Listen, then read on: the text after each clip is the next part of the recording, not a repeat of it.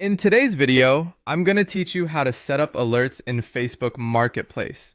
To get started, open the Facebook app on your phone or go to the Facebook website in your browser, then log into your account if you haven't already. Once you're in, tap or click the Marketplace icon. This is where you'll be able to search for items and set up alerts based on what you want to find. Next, go to the search bar at the top of Marketplace and type in the item you're looking for. This could be something like a phone, a dining table, or a mountain bike. After entering your search term, press search to see the available listings. Try to be specific enough that Facebook can show you relevant results, but not so narrow that you miss good listings. If you want, you can now apply filters to narrow down the results. This step is optional, but it can make your alerts much more useful.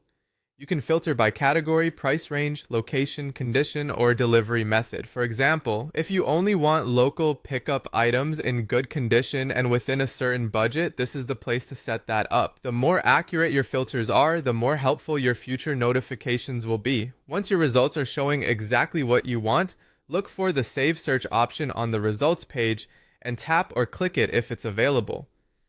This is the key step that allows Facebook to remember your search and notify you when new matching listings are posted. If you don't see the option right away, make sure you're on the actual search results page and not just browsing general marketplace categories. After saving the search, you'll want to make sure marketplace notifications are enabled inside Facebook. Open the menu, then go to Settings and Privacy, then Settings, and then Notifications. From there, tap Marketplace and turn on notifications for marketplace updates and save searches. This makes sure Facebook is allowed to send those alerts from within the app. You should also allow notifications on your device itself. Open your phone settings, go to apps, then Facebook, then notifications, and turn on allow notifications. This is important because even if Facebook notifications are enabled in the app, your phone can still block them if device permissions are turned off.